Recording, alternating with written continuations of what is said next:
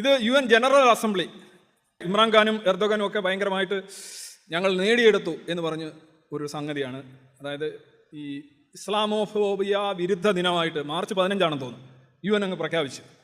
UN ഇത്തരം കാര്യങ്ങൾ പ്രഖ്യാപിക്കുക വളരെ എളുപ്പമാണ്. UN പ്രധാന അജണ്ട എന്ന് പറയുന്നത് പലപ്പോഴും ഇസ്രായേലിനെതിരെ പ്രമേയം പാസ്സാക്കുകയാണ്. UN പ്രമേയങ്ങളിൽ 90% ഇസ്രായേലിനെതിരെയാണ്. ഇസ്രായേലുകാരെ അറ്റൻഡ് ചെയ്യത്ത് പോലും ഇല്ല. ദിവസവും ഒരു 55-60 വരുന്ന മുസ്ലിം ബ്ലോക്ക് കൺട്രീസ് ഉണ്ട്, പിന്നെ ചൈന, ഇവരെല്ലാം കൂടെ ചേർന്ന് പ്രമേയം അങ്ങ് പാസ്സാക്കി വിടും. മൊത്തം പ്രമേയം പാസ്സാക്കി ചരിത്രം കഴിഞ്ഞ ഒരു 10 വർഷം നോക്കുകയാണെന്നുണ്ടെങ്കിൽ മിക്കവാറും എല്ലാം ഇസ്രായേലിനെതിരെയാണ്. ഇസ്രായേൽ ശരിയല്ല, ഇസ്രായേൽ ശരിയല്ല, ഇസ്രായേൽ ശരിയല്ല, ഇസ്രായേൽ ശരിയല്ല. ഇസ്രായേൽ പറയുന്നത് എന്നാ ആയിക്കോട്ടെ. അപ്പം ഇസ്ലാമിന് അനുകൂലമായ, ചൈനയ്ക്ക് അനുകൂലമായ എല്ലാ പ്രമേയങ്ങളും UN ബോഡീസിൽ മോഹൻലാൽ പറഞ്ഞ പൂ പറിക്കുന്ന നിസ്സാരതയോടുകൂടി പാസ്സാവുന്ന അവസ്ഥയാണ്. അത് വളരെ ലോബിയിങ് ആണ്. അങ്ങനെ പാസ്സാക്കിയെടുത്താണ്.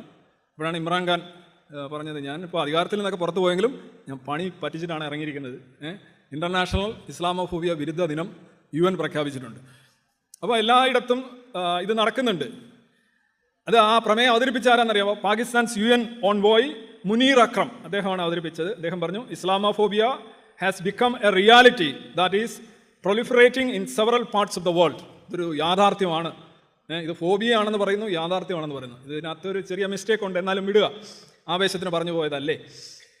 എന്നിട്ട് ഇദ്ദേഹം ആ ഒരു UN ആ പ്രമേയത്തിൽ പറയുന്നുണ്ട്, the resolution maintains terrorism cannot and should not be associated with any religion, nationality, civilization or ethnic groups.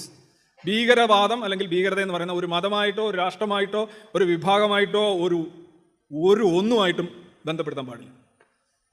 ഇങ്ങനെ അനാഥനെ പോലെ ടെററിസം ഇങ്ങനെ തെരുവീതികളിലൂടെ അലഞ്ഞു നടക്കണം എന്നാണ് ഈ പ്രമേയം പറയുന്നത്. ആരുമായും ബന്ധപ്പെടുത്താൻ പാടില്ല. UN പ്രമേയമാണ്. ടെററിസം എന്ന് മാത്രമേ പറയാവുള്ളൂ.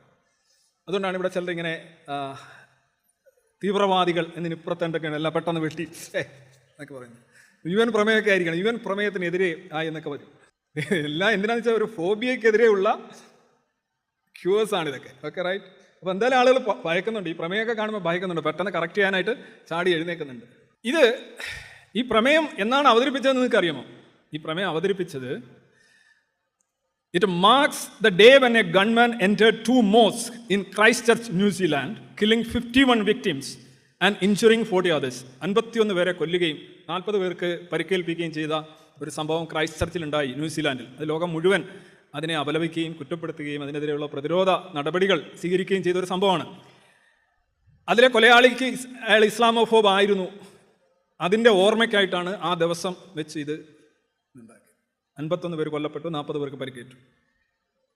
പക്ഷേ ഇങ്ങനെയൊക്കെയുള്ള വാർത്തകൾ ചെറുതായിട്ട് ഇവിടെയൊക്കെ ഇങ്ങനെ കറങ്ങി നടക്കുന്നുണ്ട്. 290 people killed Easter Sunday explosion in Sri Lanka. Americans are also among the dead. Los Angeles ടൈംസിലൊരു വൃത്തിയാണ്. 290 പേര് കൊല്ലപ്പെട്ട ഇതൊന്നല്ല, മറ്റേതൊരെണ്ണമാണ്. ഒരുപാട് ഇങ്ങനെ ഉണ്ട്. അപ്പം ആക്ച്വലി എനിക്ക് പറയാനുള്ളത്, fear it's not a fashion statement. നമ്മൾ ഫാഷൻ സ്റ്റേറ്റ്മെൻറ്റ് നടത്താറുണ്ട്. ഉദാഹരണമായിട്ട് ഞാൻ ഭയങ്കര ഫെമിനിസ്റ്റാണ് എന്ന് ഞാൻ പറഞ്ഞാൽ അതൊരു ഫാഷൻ സ്റ്റേറ്റ്മെൻറ്റാണ്. കാര്യം അത് വിറ്റുപോകുന്ന ഒരു സാധനമാണ്. അതുകൊണ്ട് ഞാൻ ഇച്ചിരി സെൽഫ് പമ്പിങ് നടത്തുന്നുണ്ട്. ഞാൻ അങ്ങനെ ആകണമെന്നില്ല, ഞാൻ അതിൻ്റെ ഓപ്പോസിറ്റ് ആകാം. പക്ഷേ this is a fashion statement I would like to make. I care for women like that. പക്ഷേ ഫിയർ അങ്ങനെ ഒരു ഫാഷൻ സ്റ്റേറ്റ്മെൻ്റ് അല്ല. നിങ്ങളുടെ തീരുമാനമെടുത്ത് നടപ്പിലാക്കാൻ കഴിയുന്ന ഒരു കാര്യമല്ല. ചിന്തിച്ചുറപ്പിച്ച് ഞാൻ ഇന്ന് മുതൽ ഇന്നാരെ ഭയപ്പെട്ട് തുടങ്ങാം എന്ന് നിങ്ങൾക്ക് ഒരിക്കലും ചെയ്യാൻ പറ്റില്ല. അത് ഓൾമോസ്റ്റ് ലൈക്ക് ഹങ്കർ, സെക്സ്, അങ്ങനെ ഒരു ഫീലിംഗ് ആണ്. തനതായി ഉണ്ടാകുന്ന സ്വയംഭൂ ആയിട്ട് എന്തെങ്കിലും ഉണ്ടെങ്കിൽ അതിലൊന്നാണ് ഫിയർ. കണ്ടോ, ഈ ബാക്ക് പാക്കുകാരൻ ചെന്ന് ആദ്യം കൊച്ചുകുട്ടിയെ ചോദിക്കുന്നു, എങ്ങനെയുണ്ട് മോളെ? എന്നിട്ട് കടന്നു പോകുന്നു, പള്ളിക്കകത്തോട്ട് പോകുന്ന രംഗം, പള്ളിക്കകത്ത് കയറിയിരിക്കുന്നു. എന്നിട്ട് അവൻ is having A lift of. ഇതൊക്കെ കാണുമ്പോൾ ആളുകൾ ഭയക്കാൻ പാടില്ല എന്നാണ്. ശ്രീലങ്ക അതിനുശേഷം എഴുന്നേറ്റിട്ടില്ല. അന്ന് നടുവൊടിഞ്ഞാണ്. അതിനുശേഷം കോവിഡ് വന്നു. അതിനുശേഷം നമ്മുടെ ഗോട്ടബായ രാജപക്സയുടെ സോഷ്യലിസ്റ്റ് പ്രലോഭനങ്ങൾ വന്നു. ജനങ്ങളെല്ലാം വാങ്ങിച്ചിട്ട് കൈയടിച്ചു. കുറച്ച് കഴിഞ്ഞ് പോടാ എന്ന് പറഞ്ഞു.